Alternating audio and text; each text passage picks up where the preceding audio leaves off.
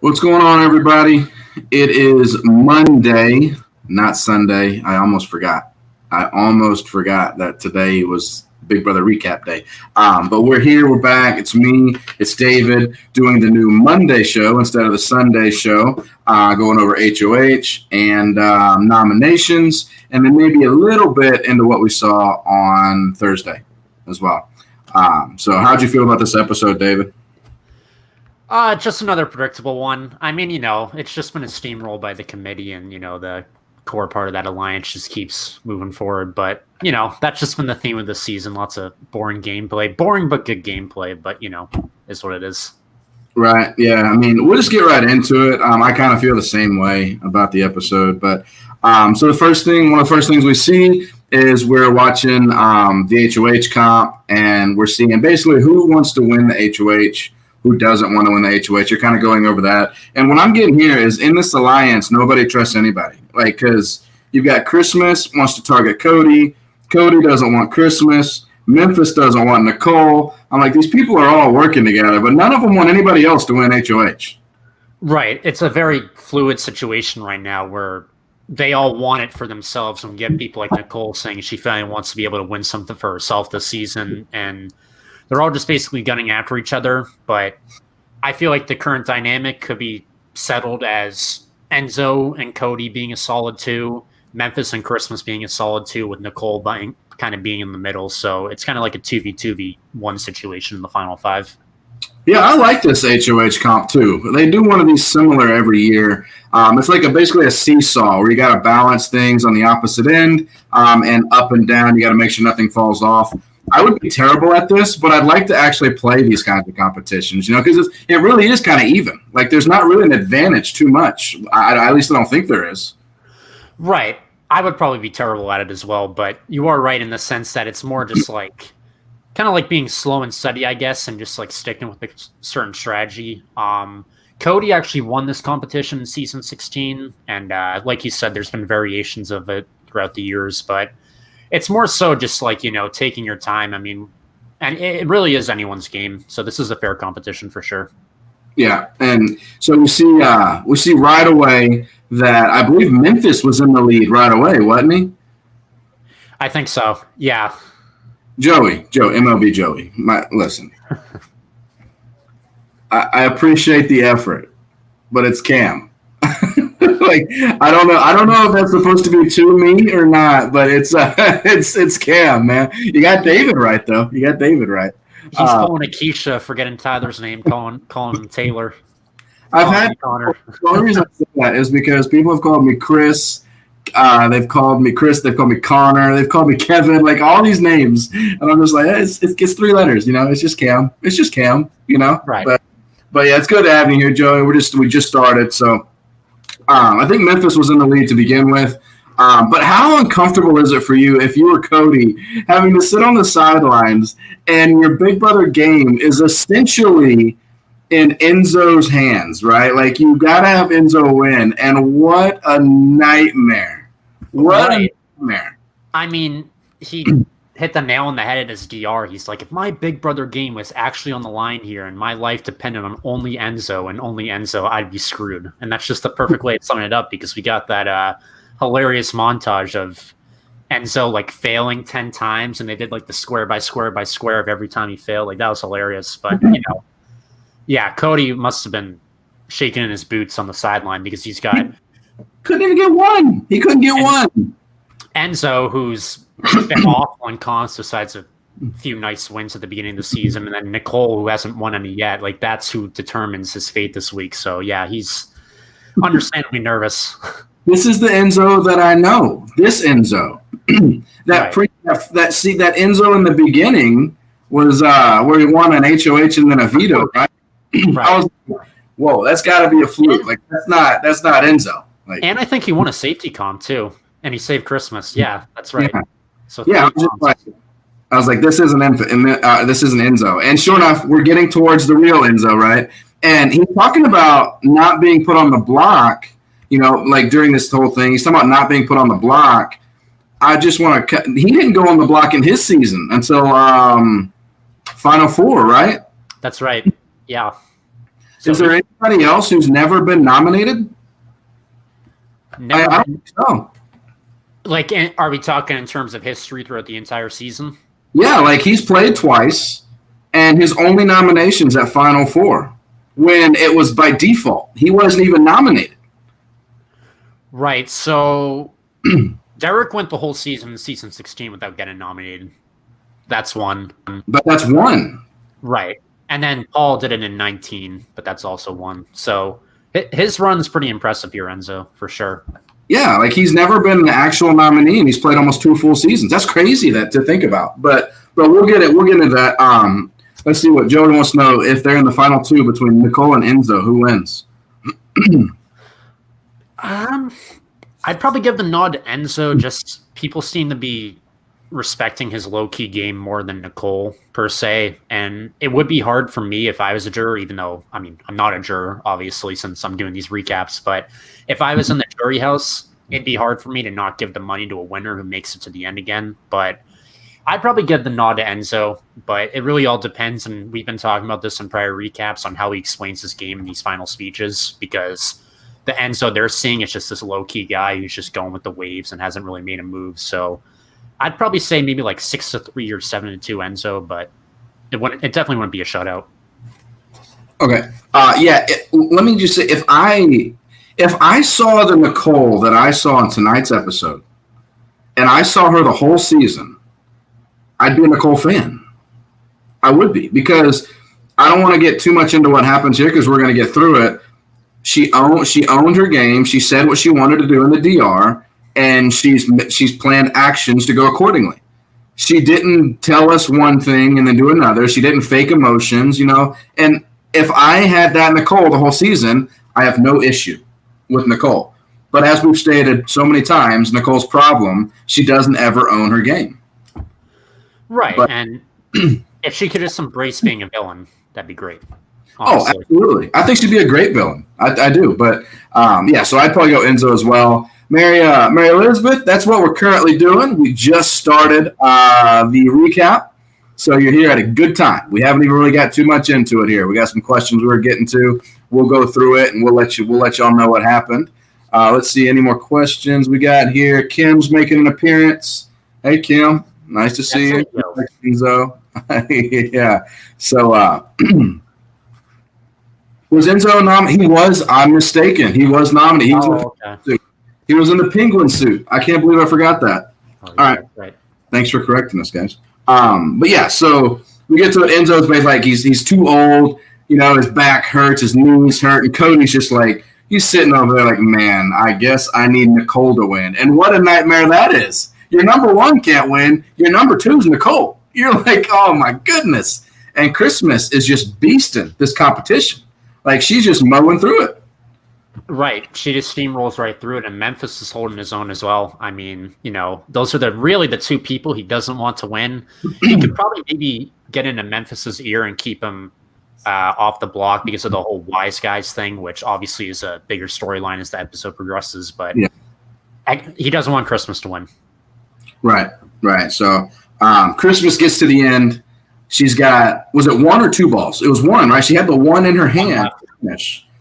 And she has the 1 ball on the way down on the seesaw, heading to place the last ball. She knocks the little tiny one loose. And I love the slow-mo. I love it, the slow-mo. And then the ball just falls. And Christmas falls apart.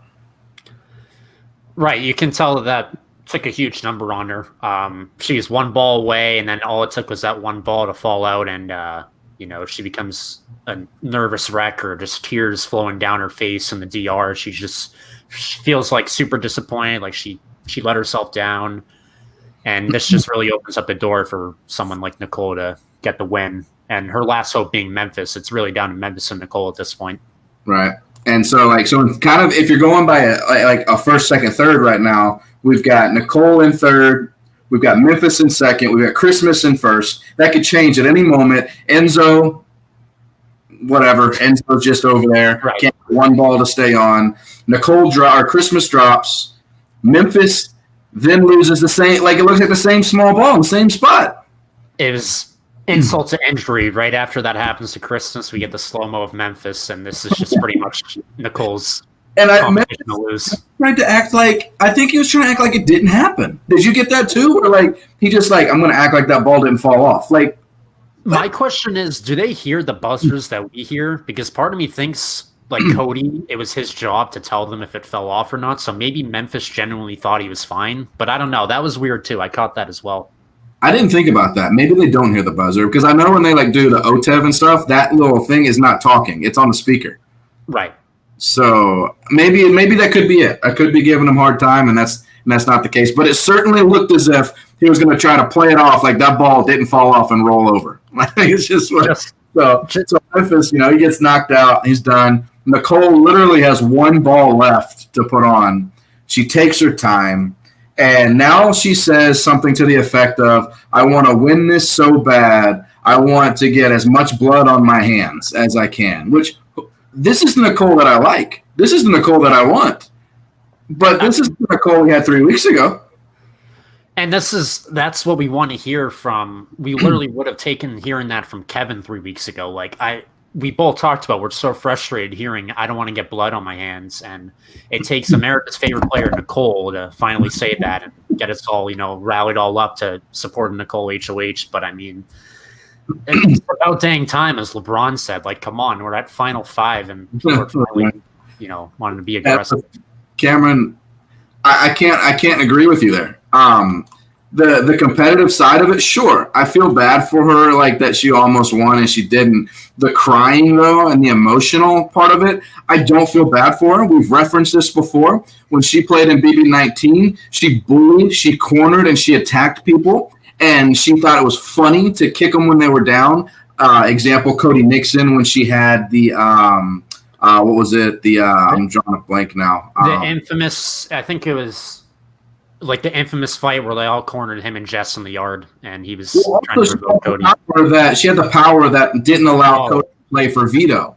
And she thought it was funny that she had power and she couldn't allow him to win veto and protect himself, and he went home that week.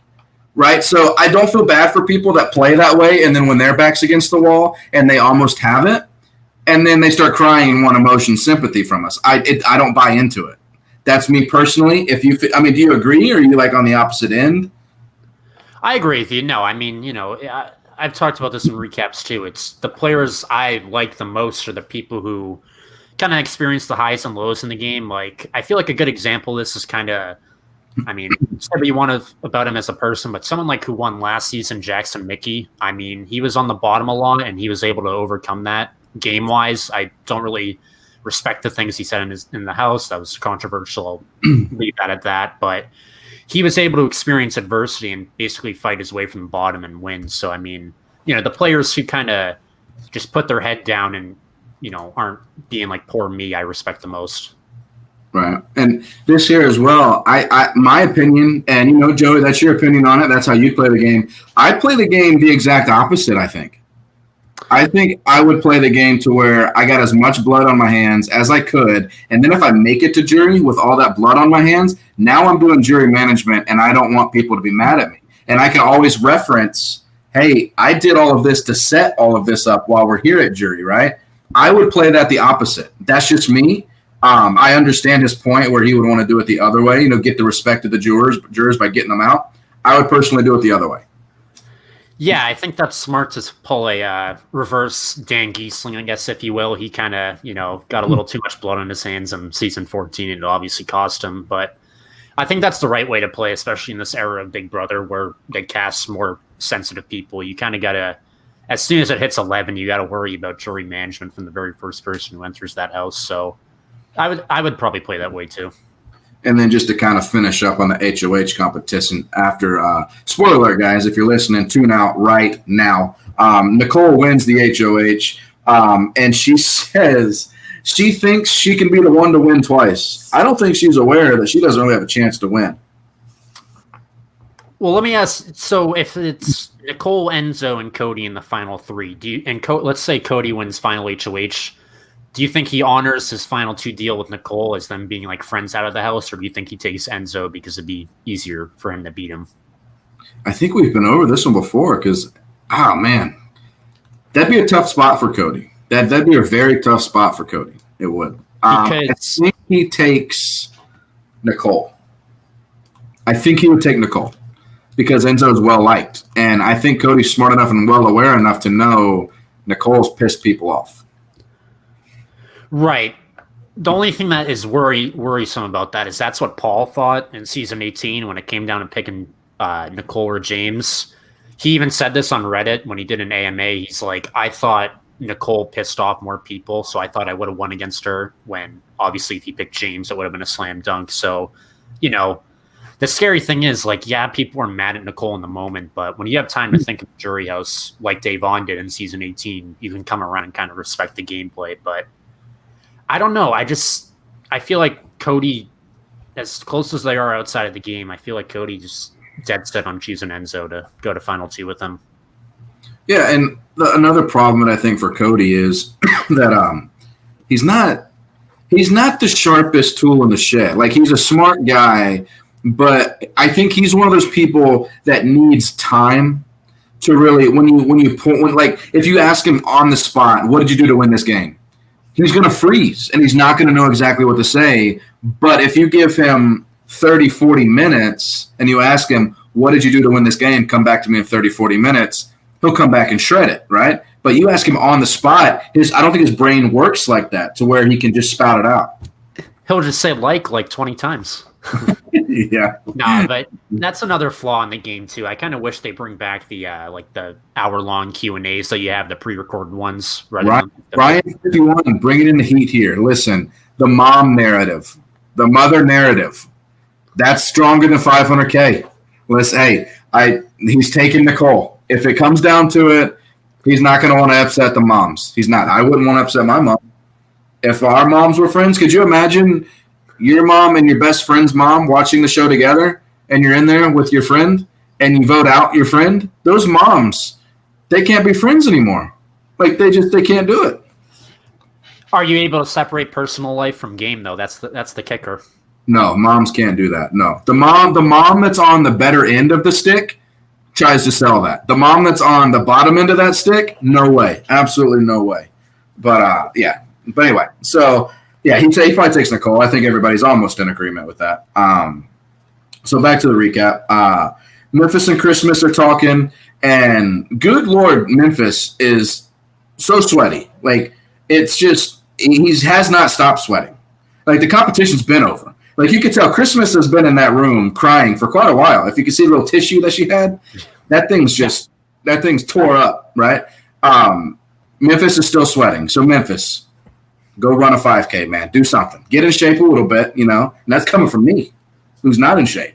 But he's in there talking to her, and he's trying to kind of console her, right? Like, he's trying to be like, it'll be all right. It'll be okay. I love how he says at the beginning of that, though, like, this is his version of consoling someone, which I got a little chuckle out of. She's just like crying, and she's like saying like, I feel so bad about that. And he's just like, yeah, Christmas, that was really brutal. I don't know what else to say. Like, that was just funny to me. Like, that's his way of consoling. He's like, he just confirms what happened and goes, I don't know what to say. He goes, yeah, you choked. It was brutal. Like, what do you want me to say? Yeah. And it's refreshing. I mean, say what you want about Memphis. He's been problematic on the feeds, but I can respect someone in this day and age of the game who just, like, keeps it real and doesn't do what anyone else tells him to do. So, and then he just that awkward hug. That was just weird. Where, like, she's laying in bed and, like, right, his arms around her neck, but like his torso doesn't touch her like torso. So it's like he's like angling. Like, I don't know what was happening there. Like, it was really weird for me to watch, but. Yeah, so he's trying to console her, and at this point, I'm just like, enough already with this crying, Christmas. Like, enough. I know it hadn't been that long, because the edit and everything makes it seem longer than what it really was. But listen, you say you're tough. You say you're a tough girl. You can handle anything when your back's against the wall. You're good. That's when you get stronger. I'm not seeing that. I'm not seeing her get stronger. Well, and what she said, though, was interesting to me was she feels like that's the first time she's ever failed in something, which really kind of confused me. Someone has... Oh, jeez. We'll leave that up there for a minute. But what were you saying? No, I was just saying it's like it was weird to me that she said that was like the first time she's ever failed in her life, which I don't know. That kind of just seemed a little confusing to me. That doesn't add up. I mean, not trying to be. Time she played. She lost. I mean, I'm not trying to be mean or anything, but she came in third the first time she played. So I don't know. Something's not adding up there. Yeah, it's she's kind of hypocritical. I'm not a huge fan of her game. Maybe outside the house, she's a great person. I don't know, but in the game, I just can't get behind it. I can't. Too hypocritical. I mean, I can go all day about this episode. Her crying and her wanting sympathy. If that was me, if that was Memphis sitting there in that room with her, I probably would have just walked out. Like I would have probably just. Well, I would have said, "I'll give you some time," and went and ate some cereal or went and like got a Coke or something. Like just. Not my place. I can't handle that. But anyway, so then we've got Enzo, Nicole, and Cody, I believe, was in the room. I can't read what I wrote down, but I believe it was Cody in the room. And they're basically saying that they want Memphis out. Yeah? Right. You want to go over that? So basically they're just saying how, or Nicole is just kind of confirming how the nominations are just cut and dry, like super straightforward. They're just nominating, she's going to nominate Memphis and Christmas, the two people who potentially could have played a reason or did play a reason in her almost getting sent home in the triple. So those are pretty much the noms. We find that out at relatively early in the episode. And then they're just zeroing in on the idea that Memphis needs to go because he's too dangerous in these mental comps. And it's just going to be easier to string Christmas along. And this is their chance to take out Memphis at this point. Yeah. Who's your favorite player in the season? So out of everyone left in the house, it's Memphis, but at the beginning of the season, I was really excited to see Ian come back because he's kind of like the reason I got into Big Brother, so those two, sure. Mine were – so I had three people that I really wanted to see. Well, that was Janelle. If you watch our show, you know I'm a big-time Janelle fan.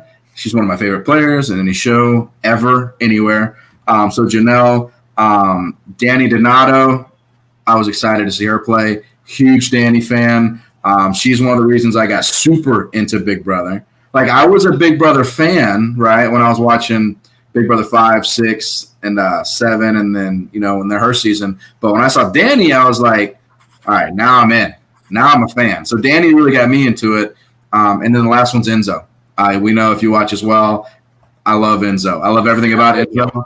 Yeah, I love Enzo. I was glad there were so many scenes with Enzo tonight because there's such a lack of gameplay now that we're so deep into the game that we got all the Enzo, all of it. We got more Enzo than we probably needed, but we got it. We got all we wanted. But yeah, so those are my favorite players. Someone said in the comments their favorite player is Dr. Will this season. Yeah, what a disappointment that was that he didn't do. Like, why even bring him? Like, they paid him for that, too. That's, like, crazy. And his appearance fee is probably through the roof. I mean, it's Dr. Will for crying out loud. So they paid for 2 scenes of him winking. Like, good job, CBS, honestly. And bring him back probably in, like, maybe a week for the jury roundtable? Oh, yeah. They'll do, like, a Zoom call with Dr. Will or whatever. Who knows? Speaking of Speaking of Enzo, listen, this bathroom situation has become a real issue. Like, do they not have a lock on that bathroom door? Right. Who's not to lock it?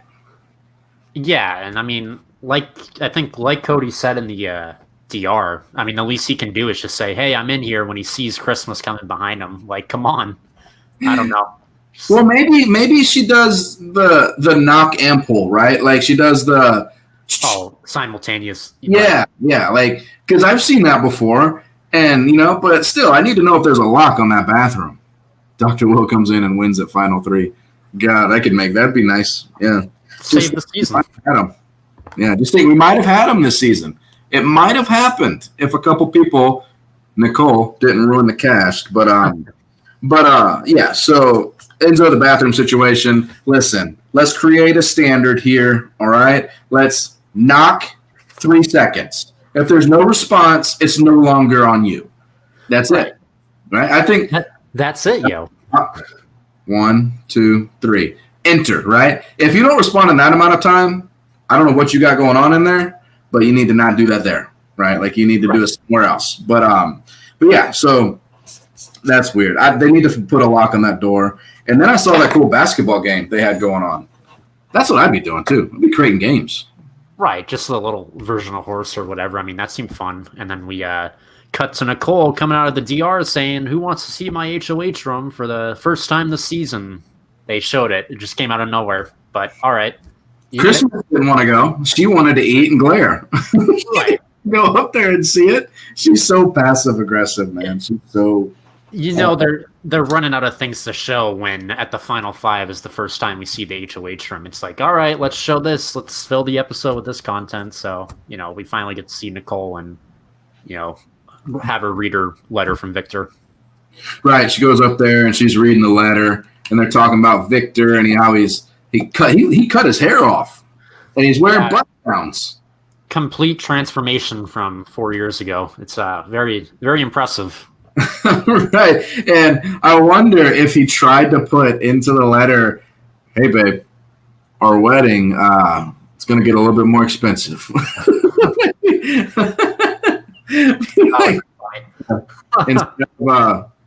Instead of wine, we now have Aquafina waters. So it's just like I bet CBS probably was like, no, you can't put none of that in there. No. I think I read somewhere that the letters are now written before season because of the whole evil dick thing that we talked about with his son, because his son coded the letter, so he told his dad who to look out for. So now you have to write the letters before the season. But no, that would have been funny if he's like, "Nicole, you kind of lost all our sponsors for the wedding, so." Or if CBS just was like, "Screw it, let's just let them put it in there. Let's just let them put it in there. Watch how it unfolds." Yes, that's what I would want. Just just put all the bad news in the HOH letters. Let them see them go from super excited to, "Oh God, no, what have I done?" That would just be perfect. But yeah, so we got HOH. So then we have the Nicole and Christmas conversation, and Nicole has made it very clear, not to Christmas, but has made it very clear to everybody else that Christmas is going on the block, and she's probably her main target.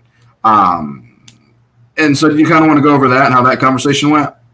So basically, I just have to laugh because the way Christmas starts this conversation is just it made me facepalm because she's talking to Nicole, and the first thing she says is, "How do you feel about having to nominate half of the house right now?" And I'm like, why do you have to say it I don't know. That's just trying to put the pressure on someone even more than already needed.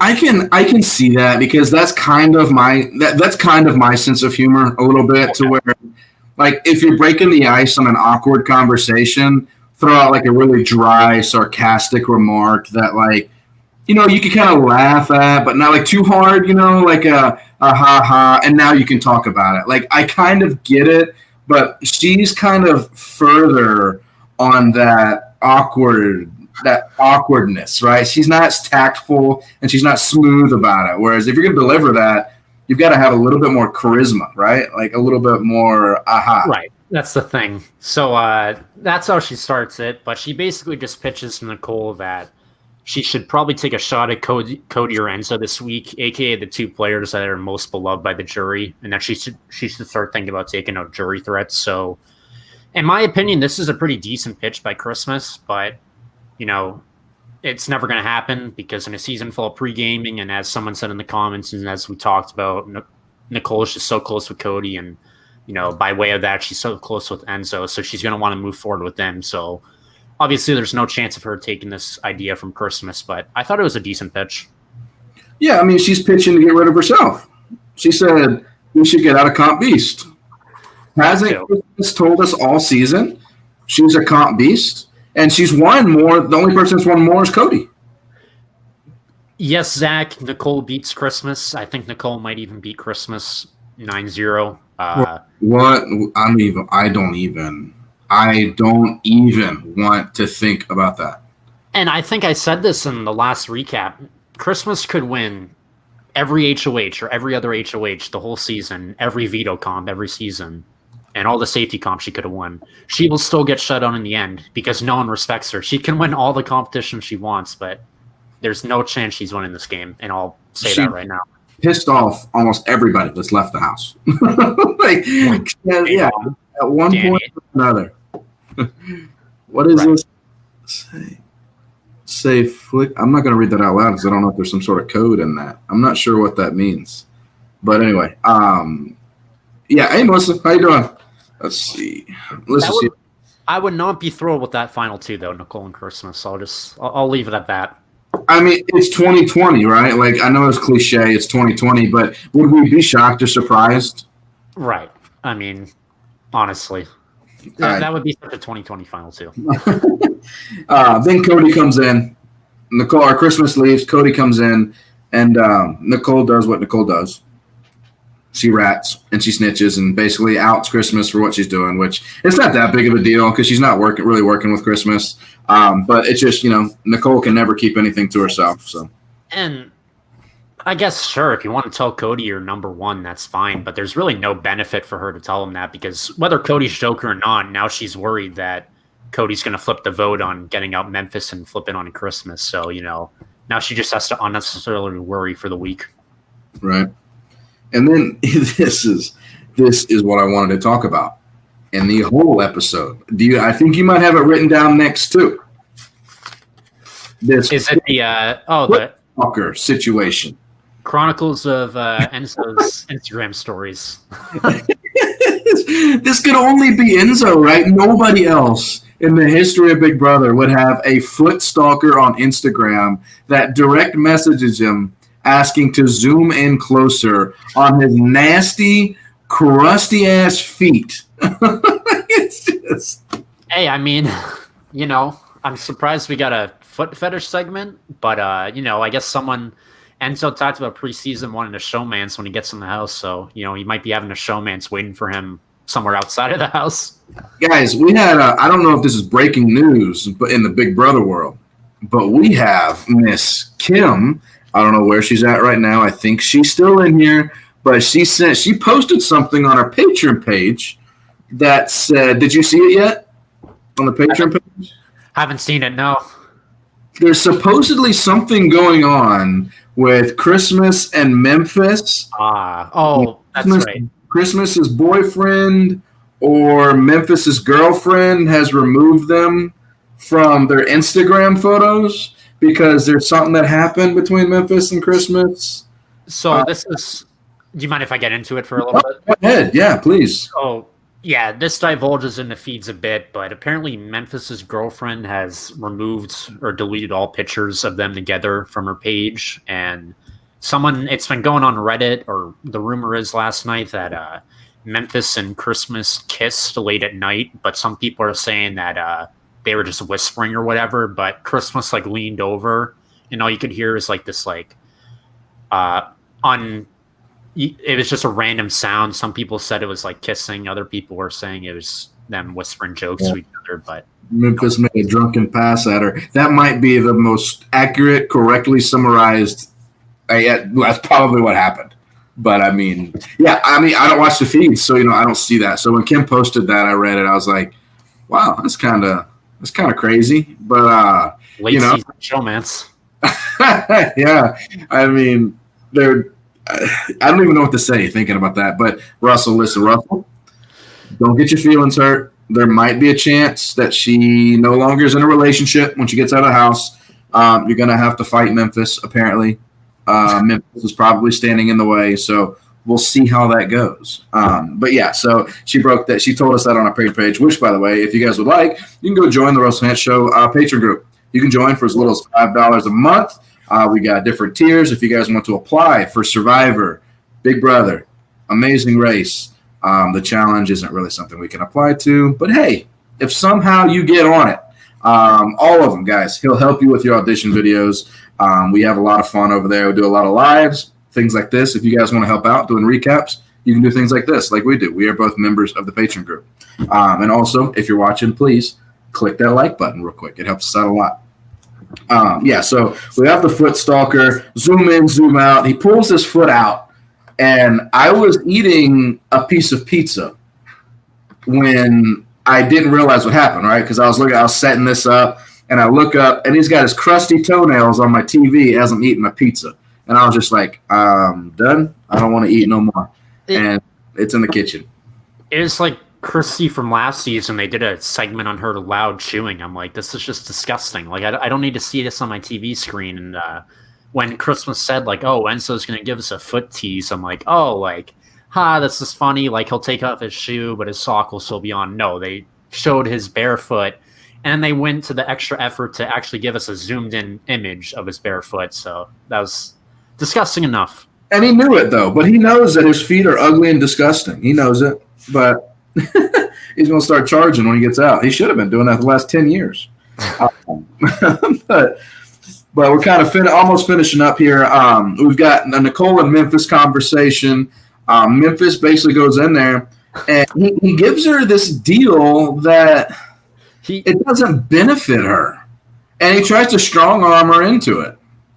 He's so confident, too. He's like, I'm going to give her a great deal. I don't think she'll turn it down. I don't see why she would. And then he basically gives her this deal where he says, if Nicole keeps him off the block, he won't use the veto if he wins it, and he will vote the way she wants him to vote, and he will take her to the final two. And before that, actually, he fronts that by saying he hasn't made any deals outside of the committee, which Nicole can read right through, and that really was the nail in the coffin. Nicole's not going to take anything else you say or seriously. So, yeah, there's just no chance of that working for Memphis. Yeah, you can't make a move. You can't say, keep me off the block when I only have 3 people to choose from. Keep me off the block, right? Like, no, she's not. She has a tight 2 already, right? Like with Cody. Like, you should know that in the game at this point, that they played together previously. They're close in the house. She's HOH. There's 5 people left. You're going up, man. Like, you're just going up. It's just going to happen. Like, in these cases, in this one and the next HOH doesn't really matter. It keeps you safe, but the nomination, I phrased that wrong. HOH matters. The nominations don't matter. It's all about the veto. It's all coming down to the veto. Yeah. And the next HOH is all about the veto, right? So there's no way that Memphis makes this deal, and if he wins the veto, he does what she wants to do. There's absolutely no way. Right. There's no benefit to the deal. I understand the intentions. Like, I personally think it would be smart for Nicole to take a shot at either Enzo or Cody at this point in the game. But as you said, it's not going to happen because they're all just too close with each other, and personal bonds outweigh gameplay sometimes, especially in all-star seasons. So, there's just no way Enzo or Nicole's going to work with Memphis here. Right. So if you guys have stayed tuned after the previous spoiler where I said that Nicole won HOH, if you're still here, we have another spoiler. So if you have not seen the episode in its entirety yet, tune away for a second. But the nominations are Christmas and Memphis. It's not really a shocker at this point. Yeah, I mean, we kind of knew this was where it was going. And they're not shocked either. Both of them know that both of them knew they were going on the block. But Memphis still decided to do a confessional where he wants to make make sure everybody knows that deal, that great deal that he offered Nicole is null and void. He's not doing it anymore. He's so sad about the Wise Guys coming to an end and not making it to the Final Four, but he doesn't realize the other three members of the 2 Wise Guys couldn't care less. They're all like, all right, let's just get Memphis out of here. Like, he was so gung-ho on getting the Wise Guys to the Final Four. I don't know. I just thought that was hilarious how he was just so dead set on the Wise Guys, but no one else really cares. Yeah. And Nicole said, hey, the deal was terrible. I'm not taking that deal. I'm doing what I want to do. And I liked Nicole in this episode. I did. I liked what she did. I liked her demeanor. I like how she attacked, and she owned it. Give me 8 to 10 weeks of this Nicole, and she'll be one of my favorite players ever.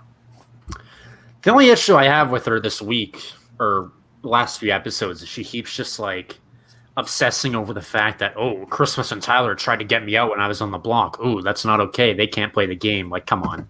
Like, let's be real. Yeah, you don't want to get eliminated, but come on. Sorry, people try and play the game. But other than that, I'm with you. Like, this Nicole is the Nicole we've all been asking for all season. Right. So we end the episode. I don't know if CBS and Big Brother are doing this on purpose. Every episode ends with something to do with Christmas. Like whether it's Christmas music or the sound of Christmas or Christmas stars or just Christmas doing a confessional. It always ends with Christmas, and it ended with Christmas today. She had the final confessional, I believe, where after we watched her boo-hoo, moan, and woe me for 15 or 20 of the 45 minutes that we have on the show, on the episode, she says, "Bring it on. I want pressure. I thrive under pressure." No, you don't. In fact, let me rewind 15 minutes, and I'll show you exactly where you don't thrive under pressure. Right. I mean, respect the confidence, but it's just not true. It's unwarranted. Like, if you're going to make statements like that, I need to see results where your back's against the wall and you've done it. You've won veto, you've won HOH, or you've been nominated and stayed strong. I would say that Kevin is better under pressure currently than Christmas is. He was nominated 5 times. 5. Right. And didn't have an outburst until the 5th one. And that's just when you're going insane at that point. Like 5 nominations, you're just going insane. And he went at Cody, right? But you're not. Stop, please. All right, let's just end it already. End this tough girl mantra. All right, you're a normal player. You have emotions. You're not doing well, and you're crying. That's all we need. That's all we need to see. But yeah, so you got anything else to add? No, I mean, I guess they had that funny scene at the end of the episode as well, where it was kind of a continuation of what happened earlier with the bathroom situation, where Christmas walked in on Enzo again in the bathroom, and they're just running out of content to show if this is like a mini storyline in an episode. It was a little ridiculous, but haha, funny. It's 4-5. Things are set. Not a lot's changing. If the Alliance would have busted up 2 weeks prior, there'd be more in this Final 5, but there's not. So. Meanwhile, rewind a year ago at the Final 5 in BB21, you've got everyone gathered in the kitchen area. You got Jackson screaming at Tommy and Holly like crying her eyes out. So just what a year it's been. Oh, man, it's just wild. But, it's almost over. We're almost to a winner. I did see a question in here that I did want to address.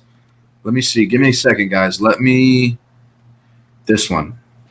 Is next season going to be new players or returnees again? I personally, I think it'll be a while before we see another All-Star season. The reason we had this All-Star season is because of COVID. We weren't supposed to have an All-Star season. COVID created that. Big Brother doesn't like to do it. They like to mix in returnees. They don't like to do a completely All-Star season. But we'll see. I don't think so. How do you feel about that? So I saw a rumor on Reddit where it said if we're still in like a pandemic, a global pandemic of sorts, by this time next year, they'll probably do another returning player season because it's easier to pick from a returning group of players, like a pool of players, whereas it's a lot harder to do like casting calls for new people and stuff. So if we're still in a pandemic, we might see like a second chance type season. That's like the rumored idea. But I would love new players, especially after how atrocious this season. I don't see any difference in like if you want new players, why not just end the casting calls, do casting videos, right? Sorry, my phone's going off. Do casting videos, and then do like Zoom call interviews and stuff. Like, why do they have to be there in person? Like, if you like somebody, interview them, and then get down to 20 people, like they did with this, 20 to 24 people. Quarantine them, fly them out, just like you did with the All-Stars. Choose who you want to go in and keep the exact same concept. Like, I don't see why you can't do the casting with new players. And that's what they do in Survivor, as far as I know. Like, the first parts of the process are taking phone calls and stuff and doing phone call interviews. So, I don't see why Big Brother can't do that. But, they got to go to their bars and recruit the 25-year-old Instagram influencers. Some of those are hits, man, but you know how I feel about recruiters, or recruited players. Like, some of them turn out great. Like, if you're looking at another show, like if you're looking at the Survivor realm, like a lot of the recruits have been great. Absolutely. In Big Brother, the recruits have not done so great. They just don't. JC is probably the last good recruit, in my opinion. I don't really know any in 21, but JC was really good in 20. But a lot of them have just been disappointments. Yeah, but we're gonna go ahead. We're gonna head out here, guys. We recapped, went over a few questions with you guys. Please do us a favor if you're watching the video, like the video. It helps our show out. It helps Russell Hant's show out, and it helps out Russell on his YouTube page. Also, if you guys are interested, go join the Russell Hant Show Patreon group. Like we said, we have different levels. The moment you join, Russell Hant himself will message you. He'll send you a signed Russell Hant's little blue and white. Did you get yours? Little blue and white head? I haven't got it. No. Got it yet? Okay, he's working on it. So he'll send you some of those. And he hops on Facebook Live, and you can talk directly to him quite often. So come join the group, guys. We will be back on today's. I keep thinking today's Sunday. We'll be back on Wednesday for the veto, and then Thursday, Russell will do his show with the eviction. You guys take care and see you Wednesday. All right. See you guys Wednesday.